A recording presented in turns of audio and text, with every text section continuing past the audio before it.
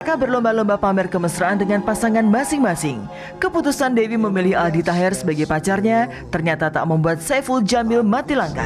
Saat ulang tahun Olga Syahputra hari Minggu kemarin, pedangdut yang gagal jadi wakil wali kota Serang ini menggandeng cewek barunya bernama Meli.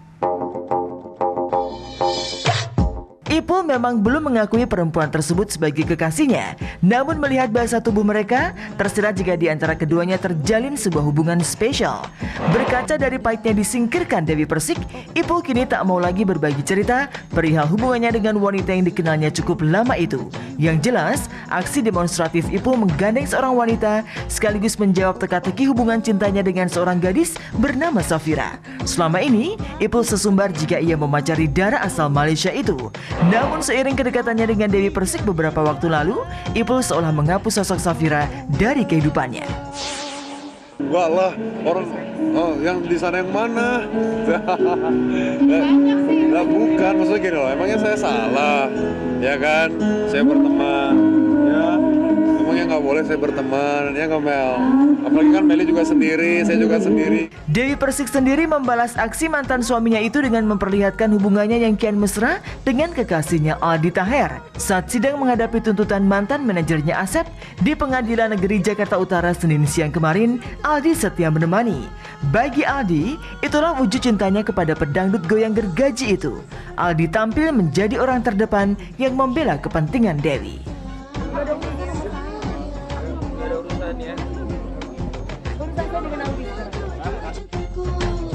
Kepada Cek dan Rejek yang menemuinya usai sidang, Aldi menceritakan perihal kehadirannya di sisi Dewi Persik saat menjalani sidang.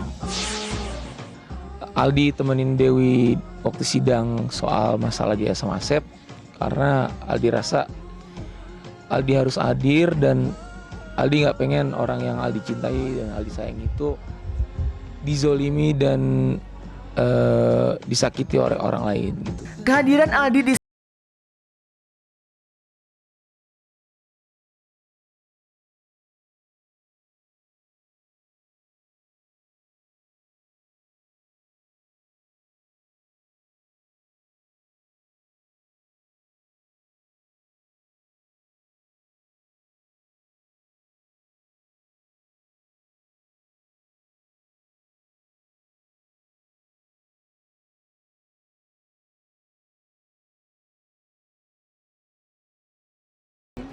kita memang punya masalah karena tidak ada yang sempurna dan kita lagi dalam proses.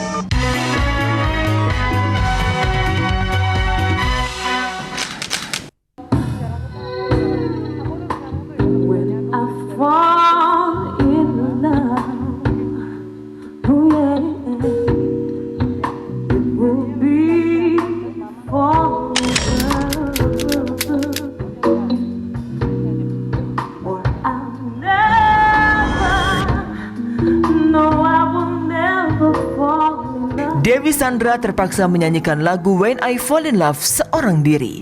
Ia tampil tanpa Glenn saat mengisi acara konser 51 tahun karir musisi jazz Benny Likumahua di Balai Sarbini, Jakarta Selatan, Sabtu 7 Februari lalu.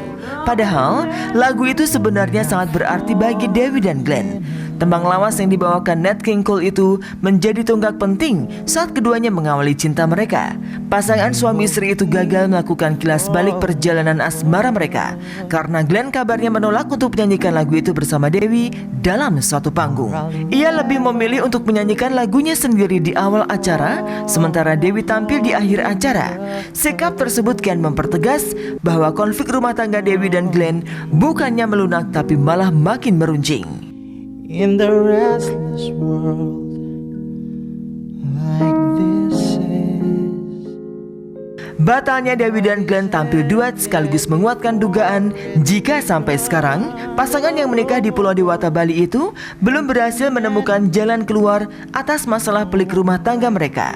Dewi sendiri saat ditemui sejumlah wartawan usai mengisi acara di Jakarta hari Minggu kemarin tidak membantah jika kondisi perkawinannya dengan Glenn memang belum menunjukkan tanda-tanda membaik.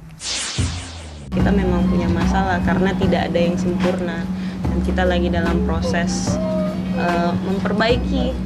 Ya ini proses kita untuk belajar, untuk nyatuin satu lain. Kalau buat saya menjalanin, saya seneng gitu. Saya pribadi nggak mau mengeluh, nggak mau ngedumel, nggak mau bersedih hati, lewatin aja, dijalanin. Karena ini adalah proses yang sangat luar biasa buat saya, tentunya buat Glenn juga. Ini pengalaman yang membuat kami berdua dewasa.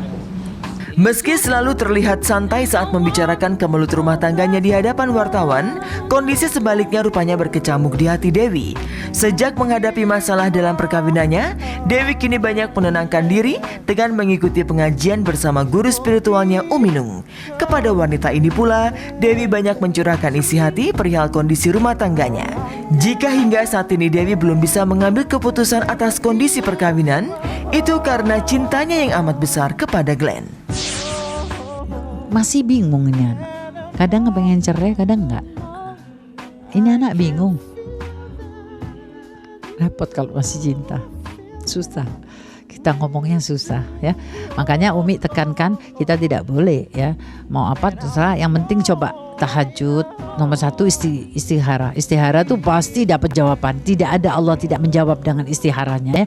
Sama tahajud. Perkawinan Dewi dengan Glenn sebenarnya sudah menghadapi masalah sejak tahun kedua perkawinannya. Puncaknya terjadi saat mereka memutuskan untuk pisah rumah. Sejumlah spekulasi yang menyangkut penyebab keduanya pisah rumah terus bermunculan. Mulai dari perbedaan agama hingga belum hadirnya momongan. Kabar mutakhir menyebutkan Glenn berselingkuh dengan seorang karyawannya.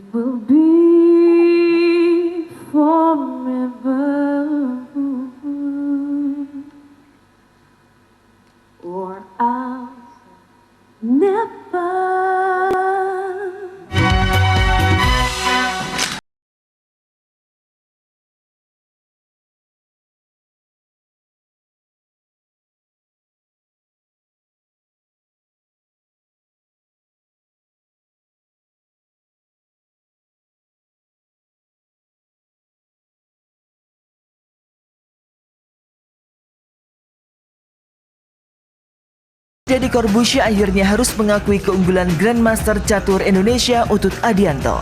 Dalam pertunjukan The Master yang ditayangkan RCTI Jumat 6 Februari lalu, Utut berhasil mengalahkan Deddy. Uniknya, selain didampingi beberapa pengawal, sepanjang pertandingan Utut juga mengenakan kacamata hitam. Hal tersebut ia lakukan agar tidak lagi terpengaruh oleh pelototan Deddy yang mencoba merusak konsentrasinya saat memainkan bidak catur.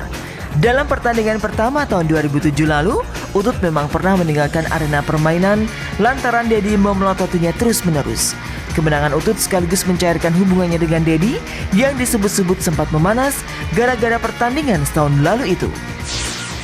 Ini bukan sekadar pertandingan biasa, ada misi, yaitu memberi pencerahan kepada masyarakat umum bahwa seseorang keahliannya adalah masing-masing. Tetapi dari pertandingan ini saya juga tambah mengagumi Mas Deddy, karena di luar itu semua posisi terakhirnya dia bisa dia duga. Itu yang hal yang nggak luar biasa. Sebelum bertanding, Deddy sebenarnya sudah memprediksikan jika ia akan kalah.